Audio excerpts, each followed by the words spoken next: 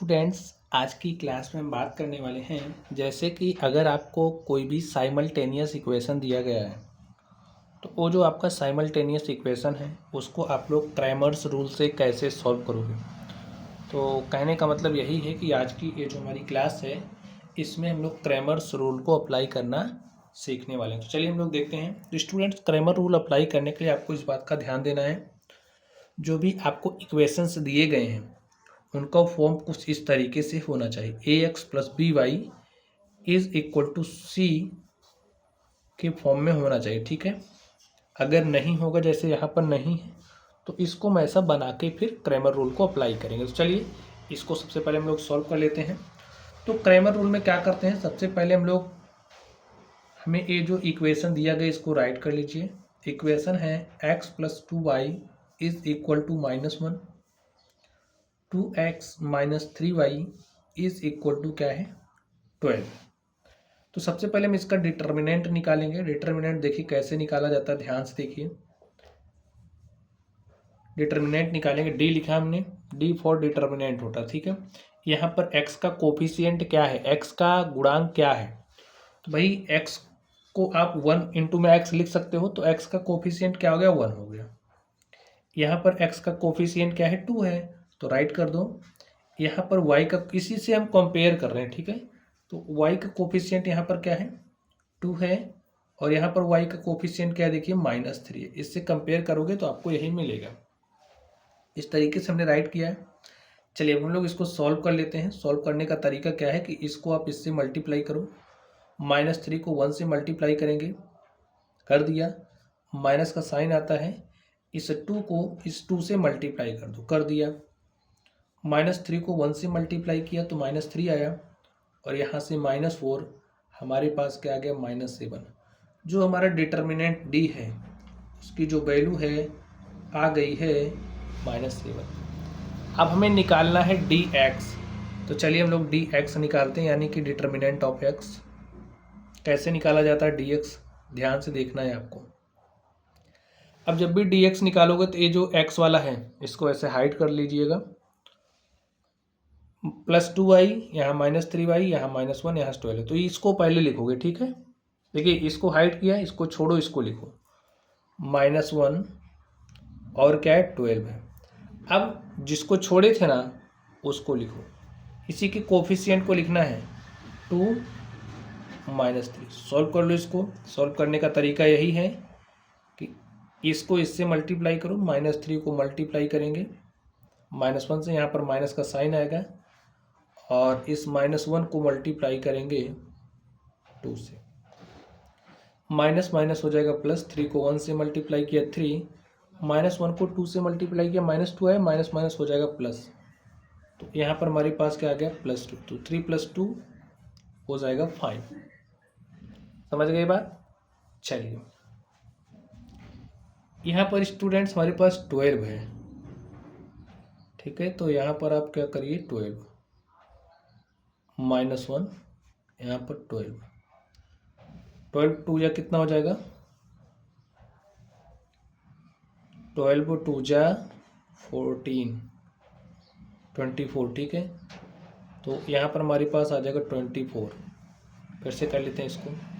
देखिए -3 को -1 12 है, 2 -3 है। -3 को -1 से मल्टीप्लाई किया तो +3, -12 को 2 से मल्टीप्लाई किया, यहाँ माइनस होता है 24 आ जाएगा, ठीक है। -24 और माइनस माइनस हो जाएगा प्लस। 24 - 3 कितना आ जाएगा हमारे पास 21। तो जो हमारा डी एक्स है, डी एक्स का वैल्यू क्या आ गया 21। अब इसी तरीके से हम डी वाई का वैल्यू निकालेंगे। तो चलिए डी वाई निकाल लेते हैं। डी वाई निकालने का भी तरीका यही है सेम। वाई वाले को हाइड कर लीजिए, कर लिया। इसको छोड़िए, जो बच रहा है उसके कोफिशिएंट को लिखिए 1 2, और जो छोड़े हो उसको लिख दो -1 और क्या है 12 है। सॉल्व कर लो। देखिए 12 का 1 से मल्टीप्लाई किए 12, यहाँ माइनस आता है, 2 को -1 से मल्टीप्लाई किया -2, माइनस माइनस हो जाएगा प्लस। तो हमारे पास कितना आ गया 14। अब देखिए हमने डी निकाल लिया है, डी एक्स निकाल लिया है और डी वाई भी हमने निकाल ही लिया, ठीक है। तो साइमल्टेनियस इक्वेशन को सॉल्व करना है। इसमें क्या करते हैं, जो हमारा वेरिएबल होता है उसी की वैल्यू को निकालते हैं। तो हमें एक्स की वैल्यू को निकालना है। तो एक्स इज इक्वल टू क्या होता है, फॉर्मूला याद रखना है आपको, डी एक्स अपॉन में डी। डी एक्स का वैल्यू देखिए क्या है 21 है, अपॉन में डी, डी का वैल्यू -7 है। -7 वन जा 7, भाई 7 वन जा 7 और 7 3 जा क्या हो जाएगा 21। हमारे पास क्या आ गया 3 अपॉन -1 है, उसको हम लिख सकते हैं -3। ये हमारा आंसर हो गया। इसको देखिए यहाँ पर अब हमें y निकालना है। तो y कैसे निकालेंगे, डी वाई अपॉन में डी, फॉर्मूला यही याद रखना है आपको। डी वाई का वैल्यू देखिए क्या है 14 है और डी का वैल्यू आपके पास -7 है। 7 वन जा 7, 7 2 जा 14 और हमारे पास आ गया 2 अपॉन में -1, इसको हम लिख सकते हैं -2। तो जो हमारा x और y का वैल्यू है वो क्या आ गया है, x और y का जो वैल्यू है हमारे पास आ गया -3 और -2। और स्टूडेंट चाहिए हमारा क्या हो गया, आंसर हो गया। यही हमारा सॉल्यूशन है। चलिए हमारा जो अगला क्वेश्चन है हम लोग इसको सॉल्व कर लेते हैं।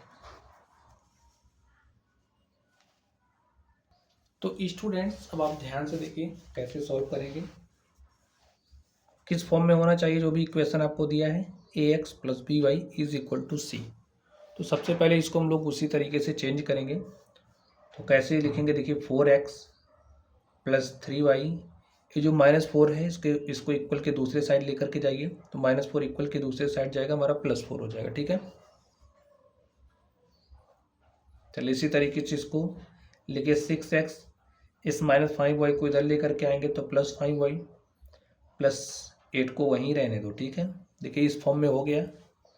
अब हम क्या निकालेंगे, फर्स्ट स्टेप में हमारा होता है कि आप डिटर्मिनेंट निकाल लो। तो चलिए हम लोग डिटर्मिनेंट निकालते हैं। देखिए डिटर्मिनेंट निकालने के लिए ये जो x के कोफिशिएंट्स हैं उनको लिखिए। x का कोफिशिएंट यहाँ 4 है, यहाँ 6 है, y का कोफिशिएंट यहाँ 3 है और यहाँ 5 है।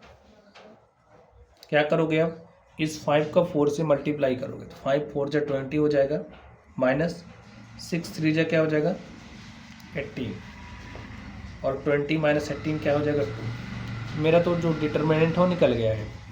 अब हमें क्या निकालना है, dx निकालो, फिर क्या निकालेंगे dy, निकालो dx, देखिए क्या आ रहा है। अब dx निकालना है तो इसको हाइड करो, इसको छोड़ के यहाँ पहुँच जाओ 4 8 पर। अब जो छोड़े थे उसके कोफिशिएंट को लिख दो 3 5। चलिए dy भी लिख लो इसी तरीके से। देखिए y को हाइड कर दो, इसको छोड़ो, जो बचा है उसको लिखो 4 6। अब जिसको छोड़े थे उसको लिख दो 4 8। चलिए सॉल्व कर लीजिए। 5 4 जा 20, 8 3 जा 24, 20 - 24 क्या हो जाएगा -4। यहाँ देखिए 8 4 जा 32, 6 4 जा 24, 32 - 24 क्या मिलेगा आपको 1। अब देखिए हमने dx भी निकाल लिया, dy भी निकाल लिया। अब हमें x चाहिए। x कैसे निकलेगा, फॉर्मूला बताइए क्या होगा, dx अपॉन में d। dx का वैल्यू देखिए क्या है -4 है, d का वैल्यू क्या है आपके पास 2 है। 2 1 जा 2, 2 2 जा 4, हमारे पास आ गया -2। यही हमारा x का वैल्यू हो गया, ठीक है। चलिए y निकाल लेते हैं। y के लिए क्या हो जाएगा dy अपॉन में d। dy का वैल्यू क्या है 8 है और d का वैल्यू 2 है। तो 2 1 जा 2, 2 4 जा 8 और इस तरीके से हमारे पास क्या आ गया 4। स्टूडेंट्स हमारा जो सॉल्यूशन है, x का वैल्यू आ गया है -2, y का वैल्यू आ गया है 4। तो लिख दीजिए therefore xy is equal to -2 4। x का वैल्यू -2 है, y का वैल्यू क्या है 4 है। और इस तरीके से ये जो हमारा क्वेश्चन था इसको हमने सॉल्व किया। इसमें हमने सीखा कि जैसे कि अगर हमारे पास कोई भी साइमल्टेनियस इक्वेशन है तो वो जो साइमल्टेनियस इक्वेशन है उसको हम लोग क्रैमर्स रूल को अप्लाई करके कैसे सॉल्व करेंगे। तो मैं आशा करता हूँ कि आप लोगों ने सीख लिया होगा। तो चलिए आप लोग पढ़ते रहिए। Thank you.